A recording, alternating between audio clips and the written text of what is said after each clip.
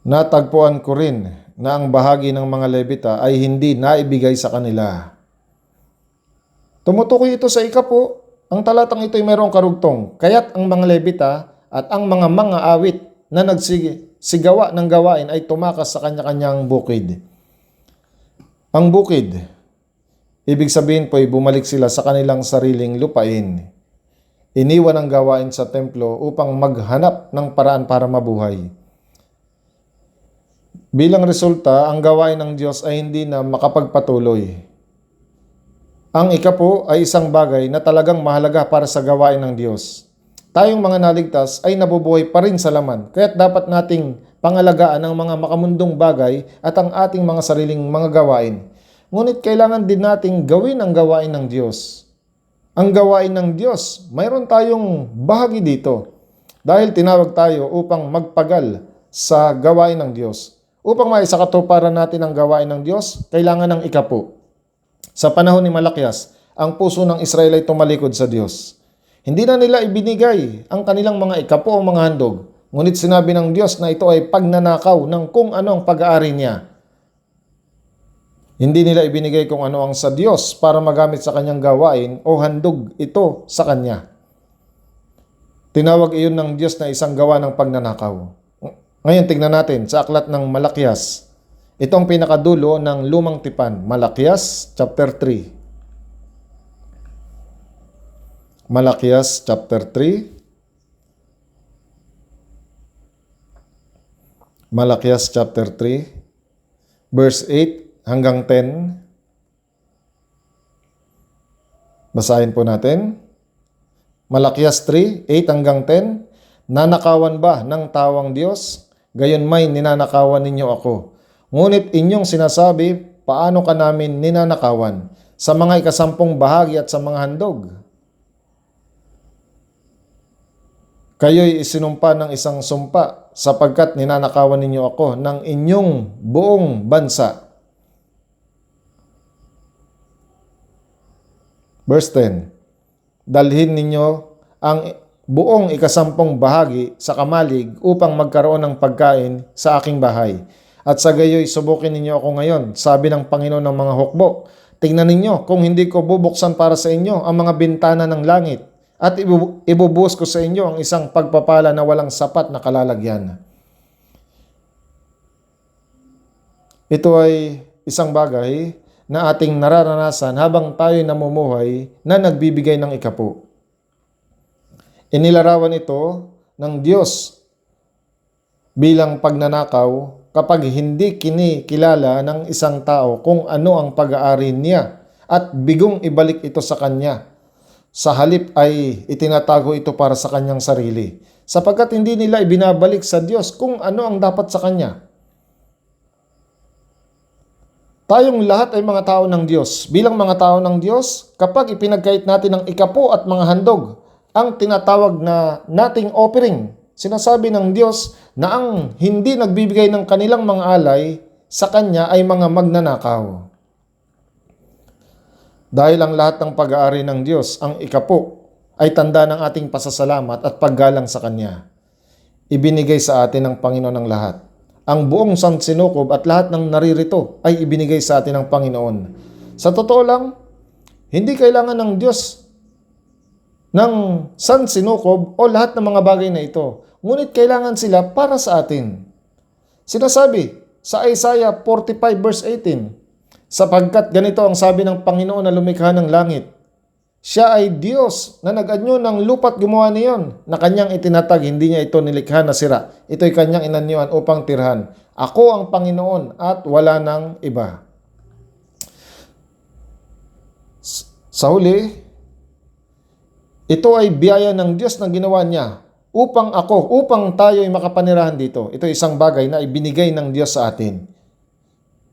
Gawa 17:25, yamang siya ang nagbibigay sa lahat ng tao ng buhay at ng hininga at ng lahat ng mga bagay na ito. Ibinigay niya sa atin ang lahat ng ating kailangan upang mabuhay tayo sa katawan sa mundong ito. At higit pa riyan, ibinigay pa niyang kanyang sarili sa atin. Kapag pinag-uusapan natin ang pagbibigay ng isang bagay ng isang tao, kung ibibigay natin ang lahat ng ating pag-aari, may ituturing itong dakila. Ngunit kung ibibigay natin ang ating buhay para sa taong iyon, alin ang mas dakila? Ang pagbibigay ng buhay ay nangangahulugan ng pagbibigay ng lahat. Kaya gaano kalaki ang ibinigay sa akin ng Diyos? Ibinigay niya ang kanyang sariling, ibinigay niya ang lahat. Ibinigay niya lahat sa akin. Nagbibigay siya ng walang pag-aatubili. Ibinigay niya lahat. Si Jesucristo, siya mismo ang Diyos. Ibinigay ng Diyos maging ang kanyang sarili. Lahat ng mayroon siya upang ako'y mabuhay at makasama niya magpakailanman sa walang hanggang langit. Binigyan niya tayo ng buhay, hininga at ang lahat ng bagay upang tayo mabuhay. At para iligtas tayo, para akayin tayo sa langit, at para dalhin tayo sa harapan ng Diyos, ibinigay niya maging ang kanyang buhay. Hanggang kamatayan. Sa makatwid, sa ating mga tunay na nakaunawa nito at naligtas, sinasabi ng Diyos, ikaw ay akin. Ipinahayag ng Diyos, kayo ay aking bayan, kayo ay aking mga anak, kayo ay sa akin. Kung kaya tinatakan tayo ng Diyos. Tulad ito ng pagtatak ng isang Panginoon sa kanyang tanda, sa kanyang mga alagang hayop. Kaya sa Efeso 1:13, sa kanya kayo rin naman ay tinatakan ng ipinangakong Espiritu Santo, kayo ay akin. Ganyan tayo tinatakan ng Diyos. At kasabay nito, ang lahat ng pag-aari ko ay pag-aari din niya. Dahil sa totoo lang, lahat ng mga bagay na iyon ay talagang sa Diyos. Sa katotohanan, ang ating panahon, ang ating mga talento, at ang lahat ng ating pag-aari, lahat ng mayroon tayo ay pag-aari ng Diyos. Ngunit ipinagkatiwala niya ang mga ito sa atin upang pamahalaan. Sa madaling salita, tayo ay mga katiwala. Itinuturo sa atin ng Biblia ang tungkol sa buhay ng isang katiwala.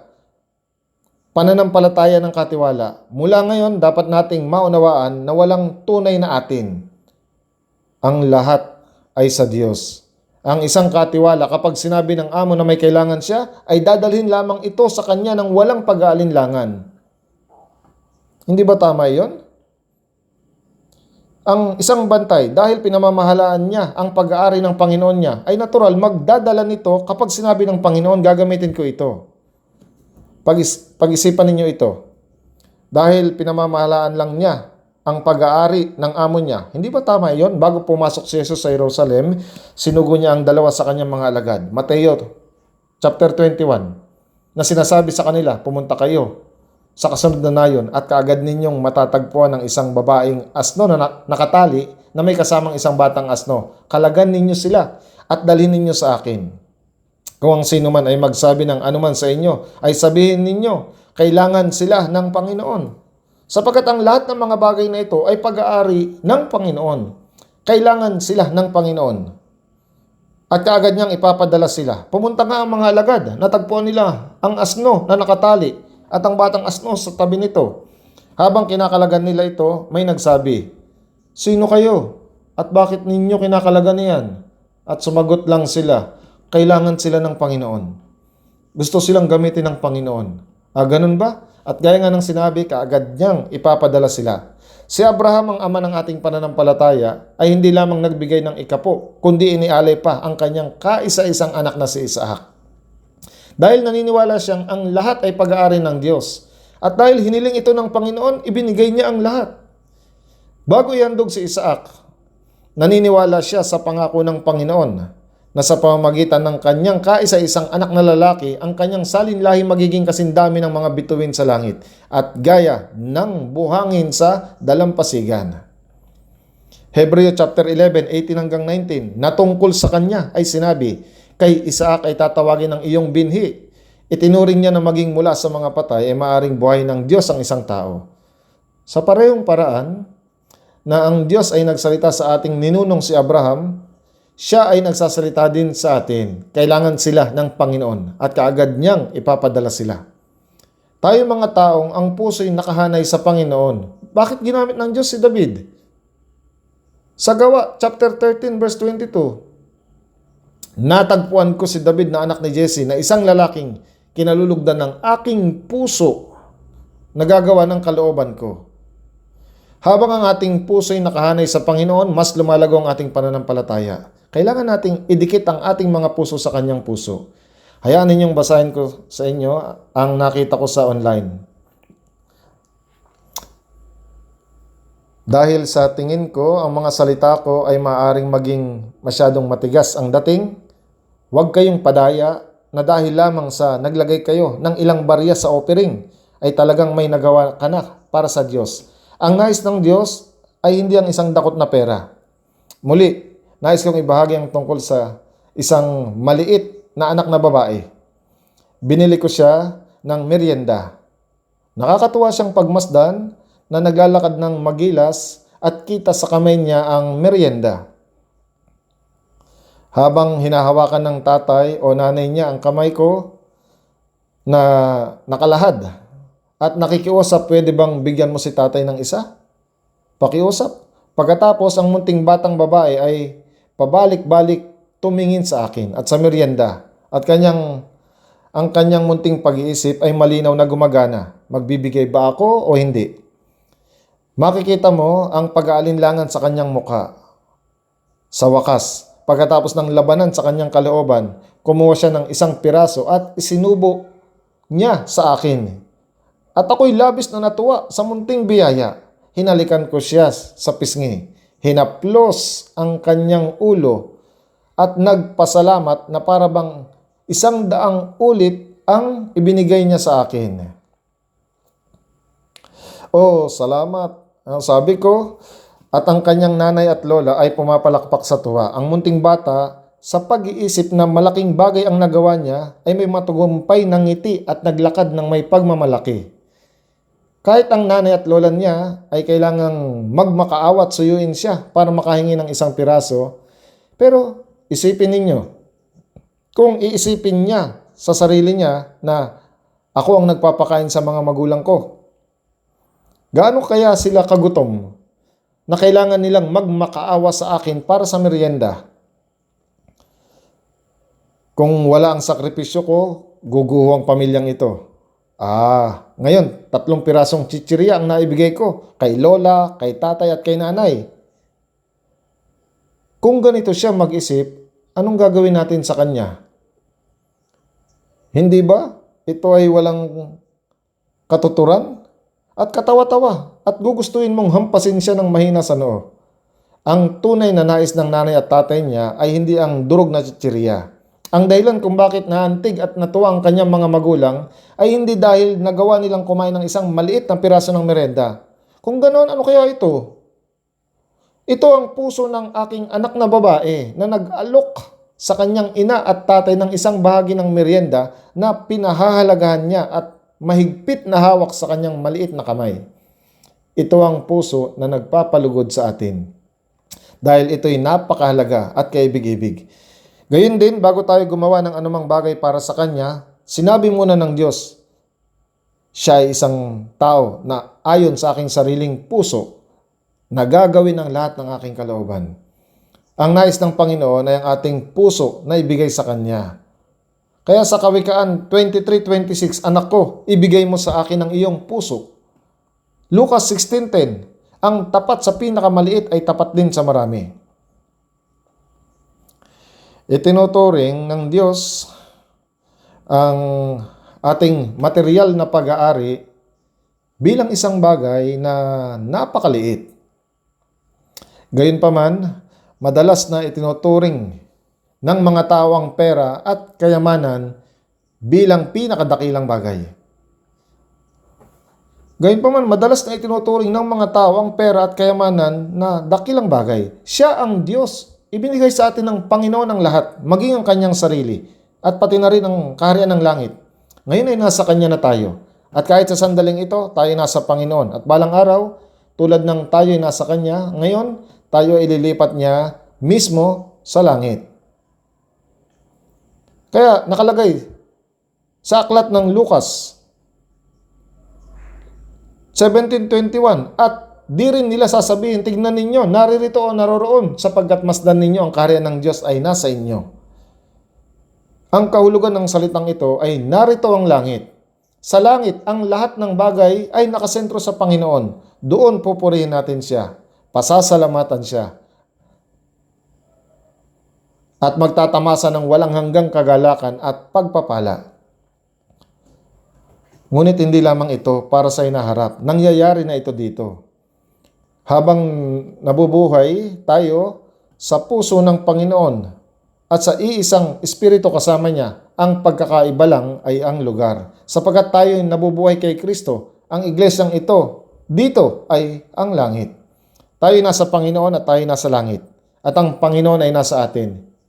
Isipin natin ang tungkol sa mga Israelita. Ano nga ba talaga ang ibinigay ng mga Israelita? Una, ibinigay nilang ikapo.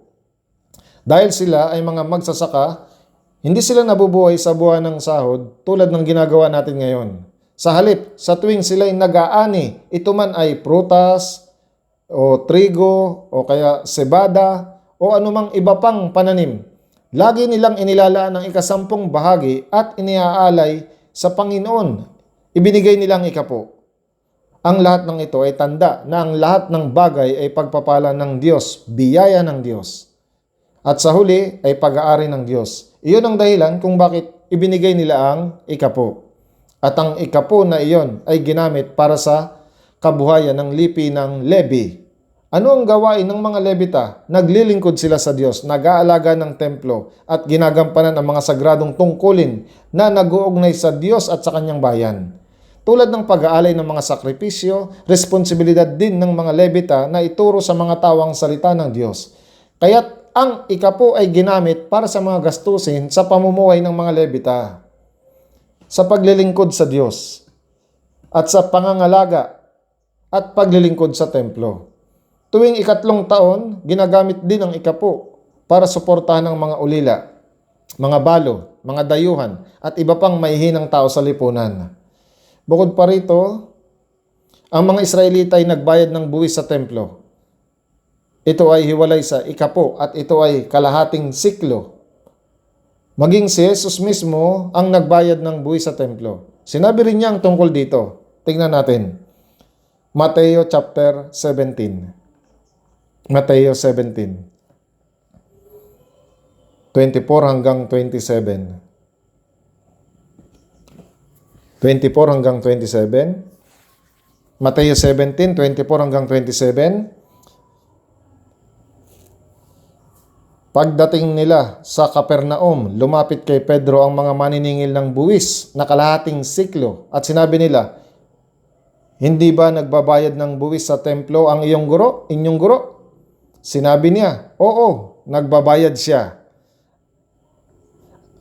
At nang dumating siya sa bahay, inunahan na siya ni Jesus tungkol dito na sinasabi, "Ano sa palagay mo, Simon? Kanino naniningil ng bayad o buwis ang mga hari sa lupa? Sa kanila bang mga anak o sa mga tao?" Kaya't nang sabihin niya, "Sa ibang tao," ay sinabi sa kanya ni Jesus, "Kung gayoy, hindi na pinagbabayad ang mga anak." Verse 27.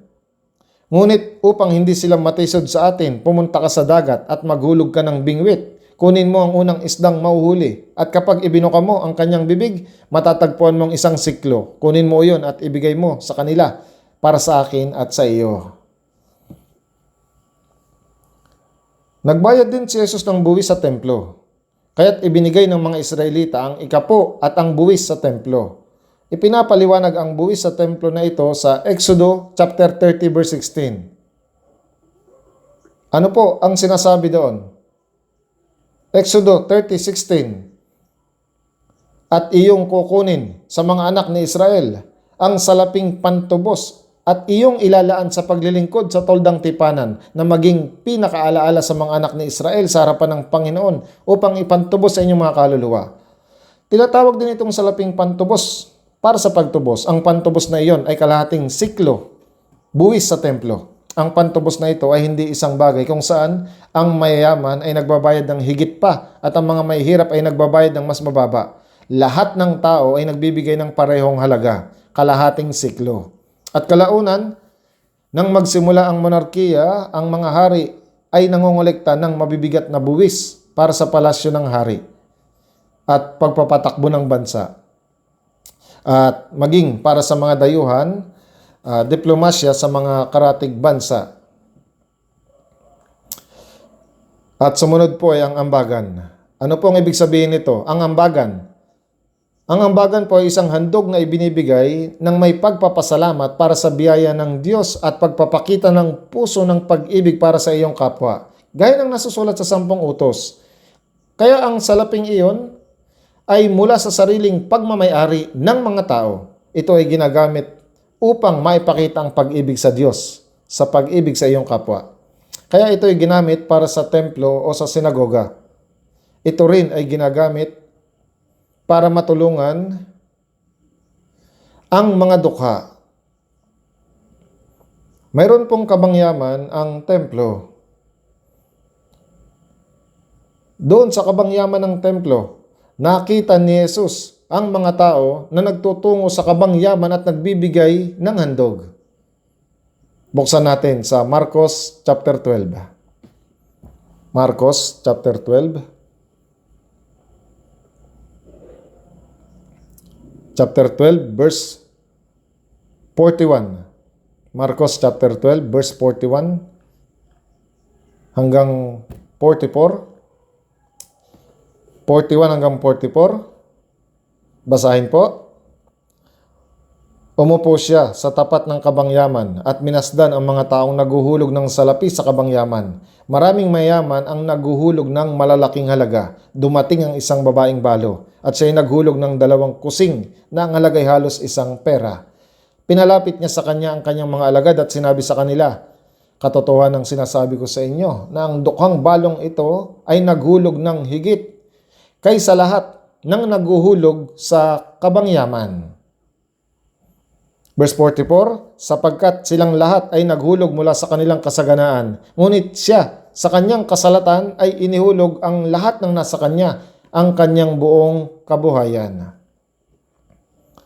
Ito po ang pananampalataya ng babaeng balo. Ito po ang kanyang paniniwala. Kung ibibigay ng babaeng balo ang kanyang buong pagmamayari, anong mangyayari sa kanya sa kinagabihan? Siya po ay magugutom. Ngunit ito po ang pananampalataya. Ang pananampalataya na kapag ibinigay mo ang iyong lahat-lahat sa Diyos, siyang magbibigay sa iyo ng lahat ng mga bagay. Maaaring naranasan niya na ito ng maraming beses. At pagkatapos ay uuwi ang babaeng balo at maghahaponan kasama ang kanyang mga anak. Ito po ay tiyak na mangyayari. Lahat. Lalo na nakita ni Jesus na kanyang ginagawa, hindi maaari na siya ay pabayaan. Nang may pusong umiibig sa Diyos at sa kanyang kapwa, nagbigay siya ng handog na nalalaman na maraming tao ang higit na nahihirapan at higit na nangailangan kaysa kanya.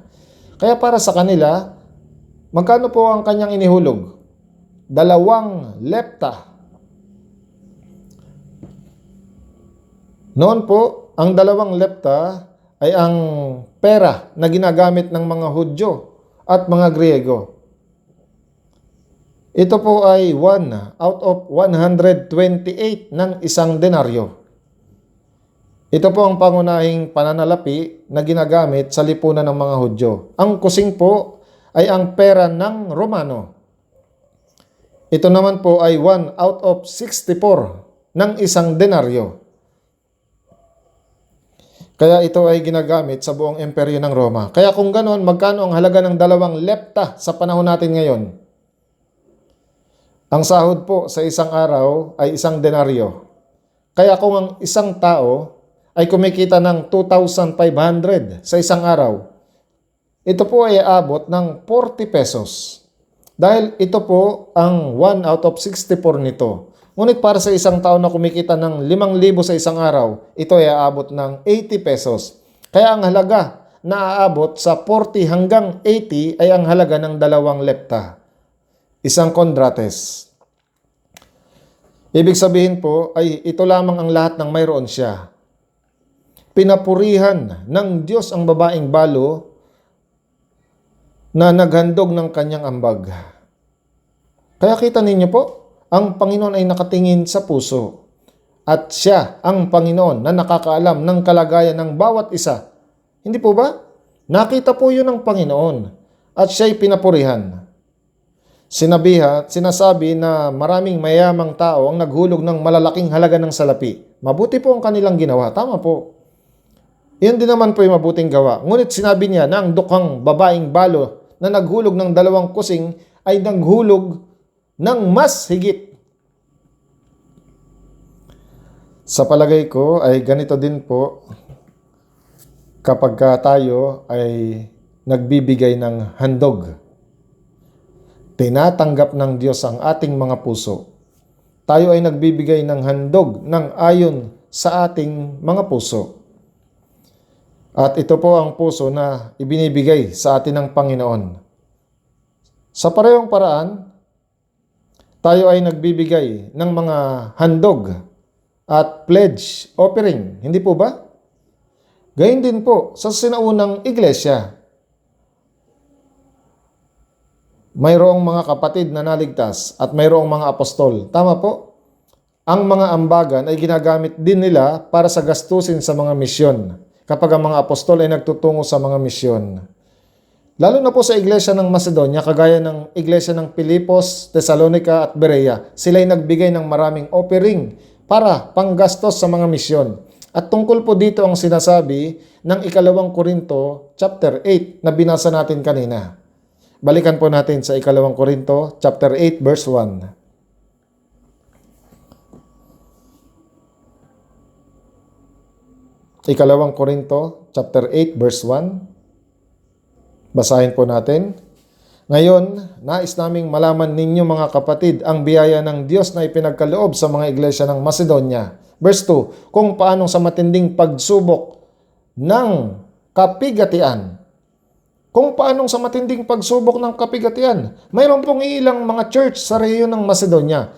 Dahil sa pangangaral ng ebanghelyong ito, ay nagkaroon sila ng matinding pagdurusa. Kaya sila'y madalas na itinataboy at kinakailangan tumakas. Kung paanong sa matinding pagsubok at kapigatian ang kasaganaan ng kanilang kagalakan.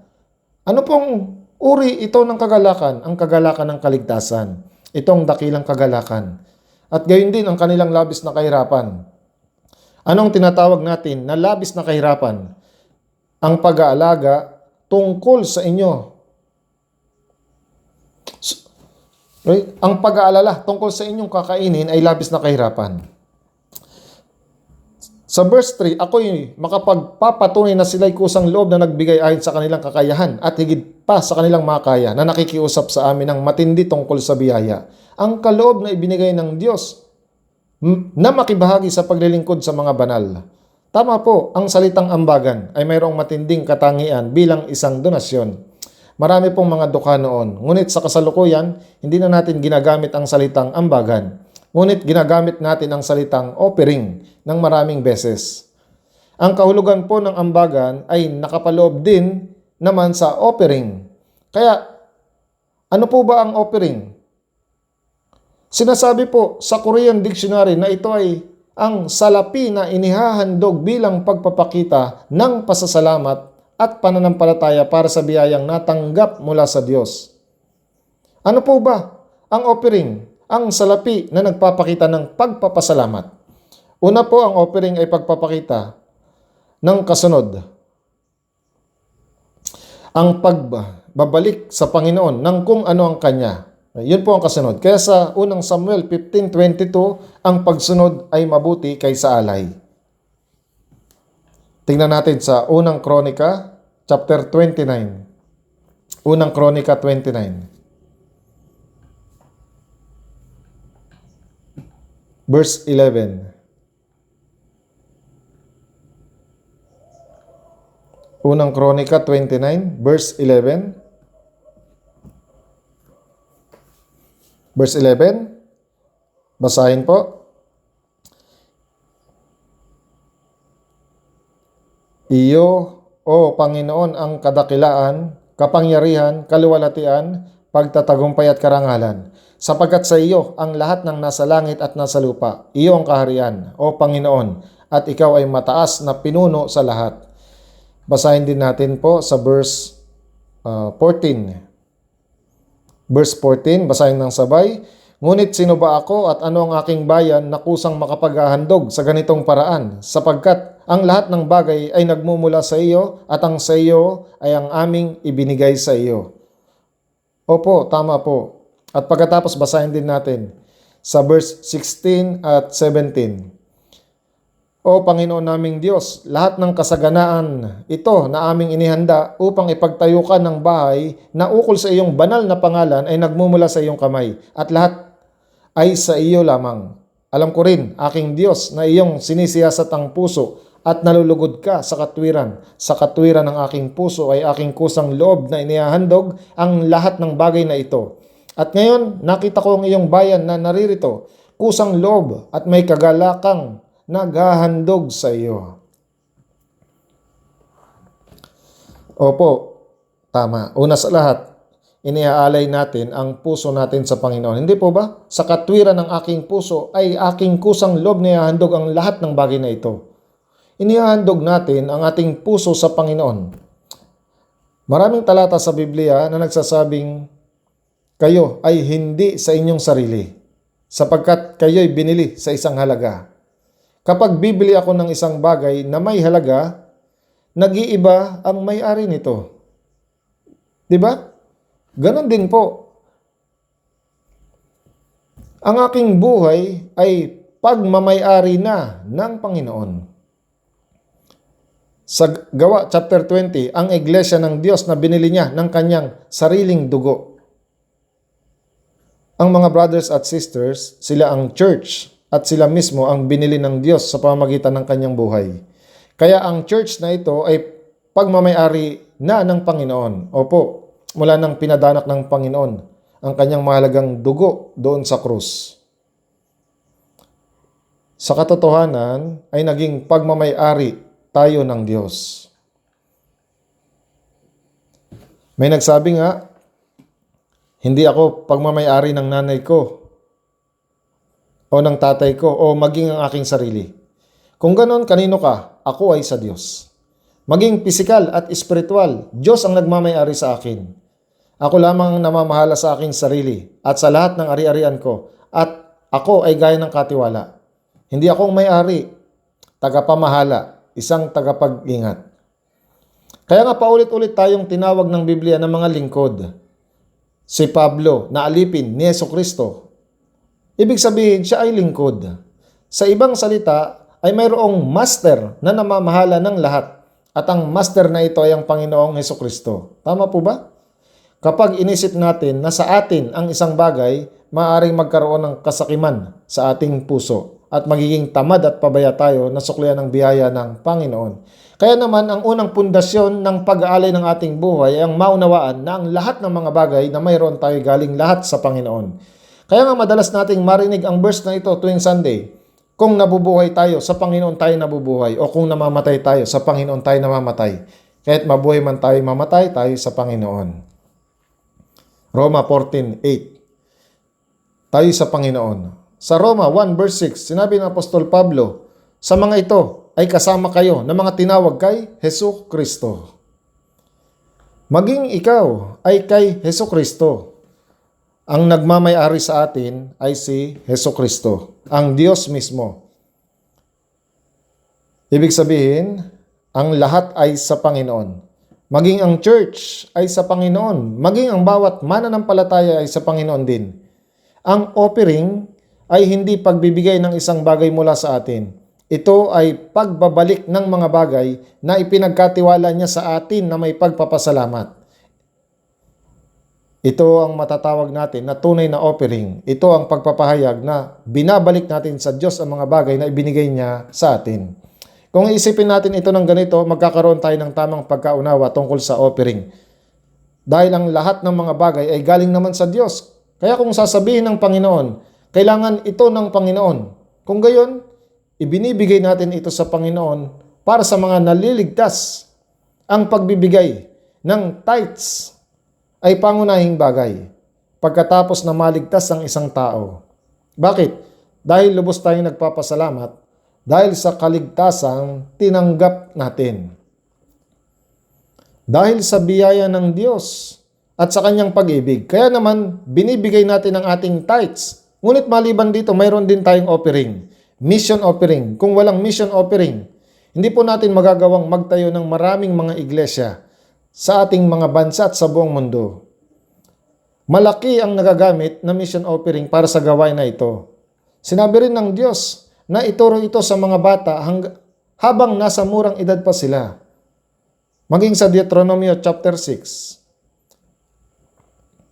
At iyong ituturo ng buong sikap sa iyong mga anak at iyong sasabihin sa kanila kapag ikaw ay nakaupo sa iyong bahay, kapag ikaw ay lumalakad sa daan, at kapag ikaw ay nahihiga, at kapag ikaw ay bumabangon. Deuteronomy 6 verse 7. Sa ngayon, ay maayos ang ginagawa ng church school sa pagtuturo sa mga bata. Kaya naman, mayroon ding offering para sa church school. Maging sa building na ito, nag-o-offering ang mga brothers at sisters sa Panginoon. Gaya ng pagbibigay ng kanilang sarili sa Panginoon. Dahil sa una pa lang naman talaga, ito ay sa Panginoon na. Kaya mayroon din tayong building offering. Mayroong nagsabi na ang Seoul Central Church ay panganay sa lahat ng church sa bansa. Kaya kung mayroong church na may problema, ay nagbibigay tayo ng special offering. Gaya ng Yongdongpo Church. Kaya nagbigay tayo ng special offering. Kapag sinabi na kailangan ito ng Panginoon, kung ganon, dapat tayong magbigay. At pagkatapos ay yun lang ba?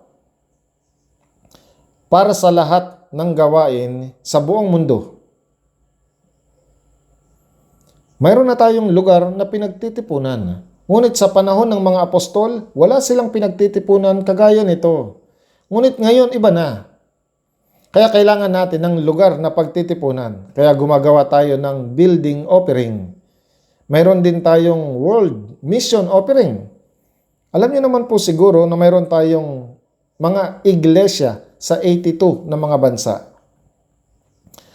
Sa ngayon, mayroong 1,150 churches ang nangangaral ng ebanghelyo kasama natin. Sinusuportahan natin sila hanggat kailangan nila.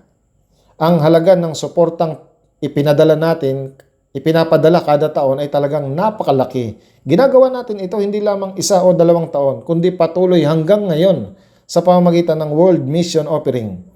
Lalo na sa mga bansang Africa at India na sinusuportahan ng Seoul Central Church. Lalo po ang mga bansang yun, Africa at India. Sinusuportahan sila ng Seoul Central Church. Opo, Seoul Central Church ang sumusuporta sa Africa at India. Hindi tayo nagpapadala ng mga misyonaryo sa India o Africa, ngunit nagbibigay tayo ng suporta, lalo na sa Africa na mayroong 536 churches sa 38 na bansa na nasa higit 25,000 katao na ang naliligtas.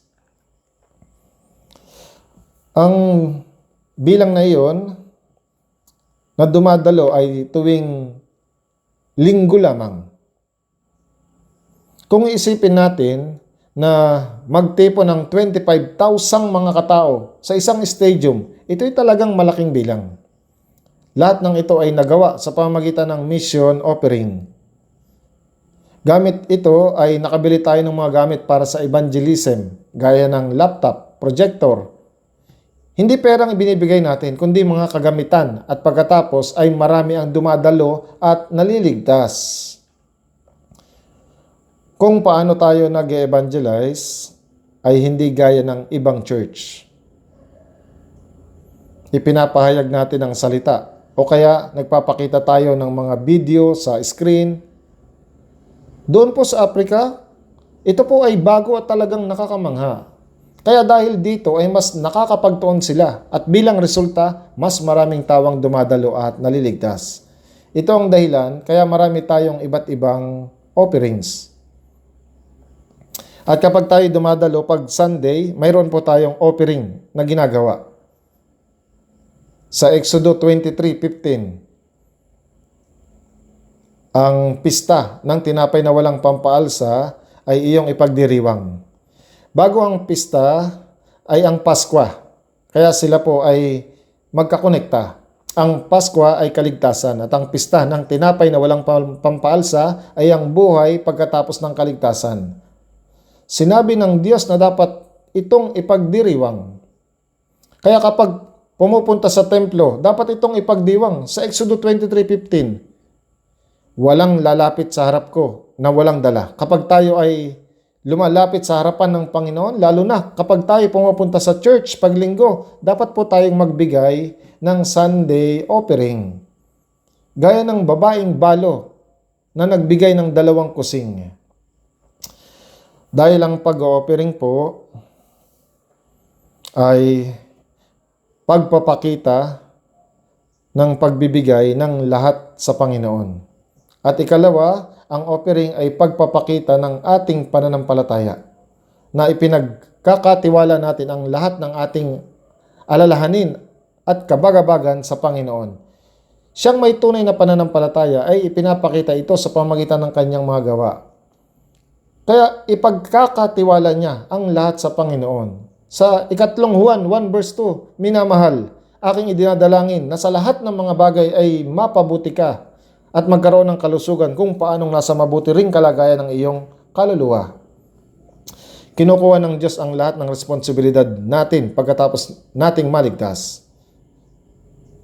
Kaya po nakalagay sa aklat ng mga awit, sa 147:9, siya'y nagbibigay sa hayop ng kanilang pagkain at sa mga inakay na uwak na nagsisidaing.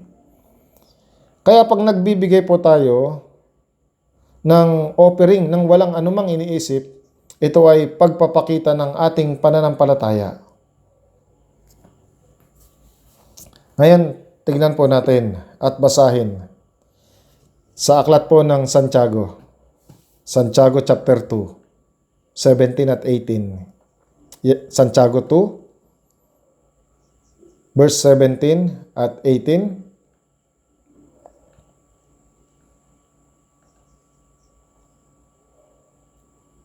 Basahin po natin. Kaya't ang pananampalataya na nag-iisa, kung ito ay walang mga gawa ay patay. Subalit may magsasabi, ikaw ay mayroong pananampalataya at ako'y mayroong mga gawa. Ipakita mo sa akin ang iyong pananampalatayang walang mga gawa at ipapakita ko sa pamamagitan ng aking mga gawa ang aking pananampalataya. At kapag nagbibigay po tayo ng offering, ito po ang direktang pakikibahagi sa pangaral ng Ebanghelyo. Sinabi ng Panginoong Hesus, makipagkaibigan kayo para sa inyong mga sarili sa pamamagitan ng mga kayamanan ng kalikuan, upang kung ito'y maubos na, ay kanilang tanggapin kayo sa mga walang hanggang tahanan. Sa pamamagitan ng ating World Mission offering, lalo na sa African Mission, ang ibang mga kapatid ay naligtas sa Afrika. Ngayon, hindi natin sila kilala, subalit kapag tayo ay tumayo sa harapan ng Panginoon, makikilala natin ang lahat. Kaya ang Overseas Mission Offering ay pakikibahagi para sa pangangaral ng Ebanghelyo. Tama po. At hindi lamang po ganito, kundi sa tulong ng mga offering, nararanasan natin na ibinibigay palagi ng Panginoon ang mga bagay na kailangan natin at pagkukulang natin sa buhay. Pinararanas sa atin ito ng ating mga offering. Tingnan natin sa Pilipos chapter 4. Pilipos 4:18 hanggang 19. Pilipos 4:18 hanggang 19. Basahin po natin. Ngunit mayroon ako ng lahat ng bagay at sumasagana. Ako'y busog, palibasa'y tumanggap kay Epaprodito ng mga bagay na galing sa inyo na mabangong samyo, isang handog na kaaya-aya at kalugod-lugod sa Diyos. At pupunuan ng aking Diyos ang bawat kailangan ninyo ayon sa kanyang mga kayamanan sa kaluwalhatian kay Kristo Jesus. Tama po ito, mabangong samyo, isang handog na kaaya-aya at kalugod-lugod sa Diyos. At pupunan ng aking Diyos ang bawat kailangan ninyo ayon sa kanyang mga kayamanan sa kaluwalhatian kay Kristo Jesus. Kaya, ang isang kapatid na nagbigay at nagpatotoo, habang nagbibigay ako sa Diyos, lalo akong binibigyan ng Diyos. May ganitong mga kapatid na nagpapatotoo. Habang nagbibigay ako sa Diyos, lalo akong binibigyan ng Diyos. Ang pagbibigay ay paraan upang maranasan na ang Panginoon ang nagbibigay ng mga kailangan natin. Ang Panginoon po ay buhay. Sa Lucas 6:38, magbigay kayo at iyon ay bibigay sa inyo. Hustong takal, siniksik, niliglig at umaapaw ang ilalagay nila sa inyong kandungan. Ito po ang pangako na tutuparin sa atin. Sa katunayan, ang ibigay ang mga bagay para sa gawain ng Diyos ay susuklian ng Diyos dito sa lupa at sa langit. Kaya nakalagay po sa Ecclesiastes 11 verse 1, ihasik mo ang iyong tinapay sa tubigan, sapagkat ito'y iyong matatagpuan pagkaraan ng maraming araw. Ang tubig ay ang lugar kung saan gumagawa ang Panginoon. Ihasik mo ang iyong tinapay kung saan gumagawa ang Diyos. Ang pangako ng Diyos, ito'y matatagpuan pagkaraan ng maraming araw. Hindi po basta dumadaan lang ang Diyos.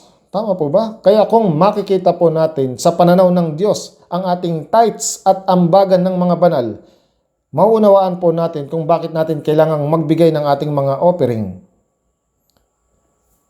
Pag ganoon po, hindi po tayo mapipigilan sa pagbibigay.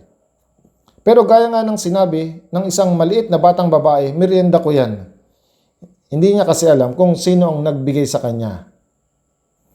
Pero kung sasabihin ng tatay na akong nagbigay niyan sa iyo, pwede mo ba akong bigyan ng kaunti? Kung sasagot siya, sa iyo yan, lahat tatay at nanay. Kung ganoon, magbibigay ng higit ang mga magulang. Magbibigay ng higit ang mga magulang. Tama po ba?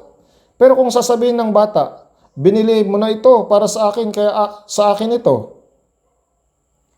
Nag-aalala ako na baka may iba na ganito ang tingin nila sa offering nila. Mali po ito. Manalangin po tayo. Ama naming Diyos na buhay, kami ay labis na nagpapasalamat sa iyo. Panginoon, kayo ang lahat para sa amin. Panginoon, ibinigay niyo lahat sa amin. Bukod pa po sa sarili ninyo. Maging buhay ninyo ay ibinigay ninyo.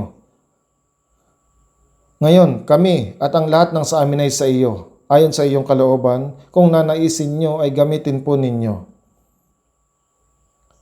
Bigyan po ninyo kami ng puso na anumang oras ay maibigay ang lahat sa inyo.